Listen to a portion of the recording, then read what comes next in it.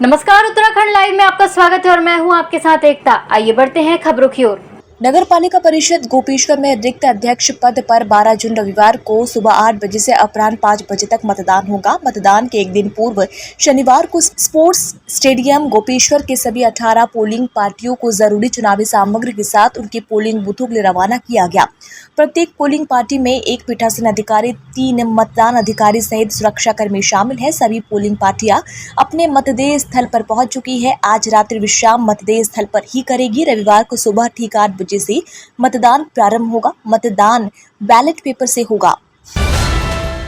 सरोवर नगरी नैनीताल पहुंचे भारत सरकार के संयुक्त सचिव और अमृत सरोवर परियोजना और जल शक्ति अभियान के नोडल अधिकारी उपेंद्र चंद्र जोशी ने नैनीताल क्लब में अमृत सरोवर परियोजना से जुड़े विभागों की समीक्षा बैठक ली। इस अभियान का बेसिक जो पर्पस है वो ये है कि हम जो रेन होती है उसको हम रेन वाटर को अपना कंजर्व करें, वाटर हार्वेस्टिंग को लेके ये है, और इस तरह की सुविधाएं बनाएं, इस तरह की इंफ्रास्ट्रक्चर बनाएं कि हम वाटर को ज़्यादा से ज़्यादा संचय कर सकें। इस वर्ष इसमें भारत सरकार ने अमृत सरोवर परियोजना को भी शुरू किया है और हर एक डिस्ट्रिक्ट में 75 अमृत सरोवर बनाने के निर्देश दिए हैं।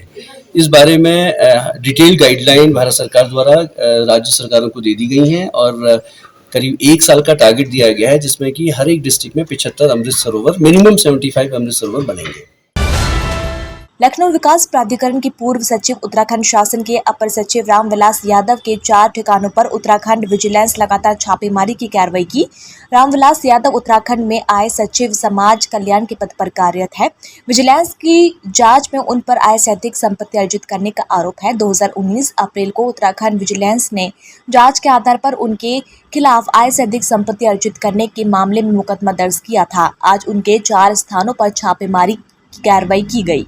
भ्रष्टाचारी कोई भी हो, कहीं भी हो, विपक्ष भले ही आरोप लगाता है कि आपके स्टेट्स में जहां हमारे रूलिंग स्टेट्स हैं वहां छापेमारी नहीं होती, लोगों को टारगेट किया जाता है। भ्रष्टाचार के लिए कोई 0% टॉलरेंस ऑन करप्शन की सरकार, ये डबल इंजन की सरकार, ट्रिपल इंजन की सरकार देश के अंदर चल रही है और इसलिए हम कह सकते हैं कि यहाँ भ्रष्टाचार के लिए कोई जगह नहीं है। अगर कोई क्लियर है तो जांच में क्लियर पाया जाएगा, अगर कहीं गड़बड़ है तो चीज़ें सामने निकल के आएंगी। और मुझे लगता है कि सब लोगों को न्यायालय पे यकीन रखना चाहिए, प्रक्रियाओं पर जो हमारे संस्थान हैं उनकी ईमानदारी पे यकीन रखना चाहिए। और भारतीय सैन्य अकादमी की पासिंग आउट परेड में lieutenant general Amardeep Singh Bhinder reviewing अफसर शामिल हुए। वह दक्षिण पश्चिमी कमान के कमांडर हैं। उन्होंने बतौर मुख्य अतिथि परेड की सलामी ली।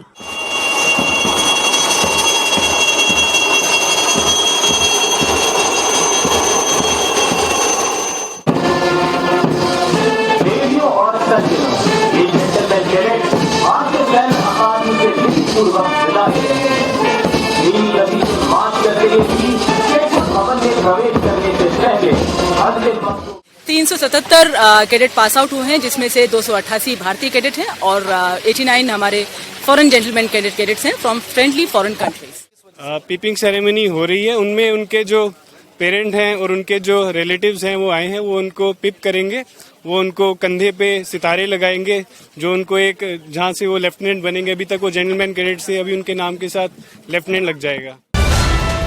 मृदागान की एक युवती को उसी के घर के सामने रहने वाले युवक लेकर फरार हो गया, जिसके बाद लड़की पक्ष के लोगों ने उसके काफी तलाशी की और अभी तक युवक या युवती का कोई पता नहीं चल पाया है। हालांकि युवती के परिजनों की तरफ से मंगलोर कोतवाली में तहरीर भी दी गई है और पुलिस ने सिर्फ मुकदमा ही दर्ज किया है। अब तक किसी भी तरह की कोई कार्रवाई नहीं की गई है। वहीं युवक के परिजन युवती के घर के सामने ही रहते हैं। घटना के बाद से वह अपने घर पर ताला लगाकर फरार हो गई हैं। युवती के परिजनों का कहना है कि उनकी लड़की को ले जाने में पड़ोस के ही एक और युवक का हाथ है, जो उनकी लड़की को मोटरसाइकिल पर बैठाकर किसी अज्ञात स्थान पर छोड़ आया है। ये मंसूर के साथ गई, पड़ोसियों ने देखा मंसूर के साथ जाते हुए। मंसूर के साथ। मंसूर कौन था? मंसूर भूरे का लड़का है जी। तो क्या हुआ फिर उसके बाद? उसके बाद ये हुआ जी, हमें पता लगा के सैफली के साथ गए, अफजल खान का लड़का सैफली, और इन्होंने खुद भी कबूल किया कि हमारा लड़का वहाँ तक छोड़ गया। शबनम है लड़की का नाम जी। और जी ये भूरे का लड़का ले गया मंसूर। कब ले गया था? ये ले गई 6 तारीख को। बस वैसे ही लारे लगाओ रखो क्या अब उठाएंगे लेकिन कुछ नहीं कर रही पुलिस। इस बुलेटिन में फिलहाल इतना ही। नमस्कार।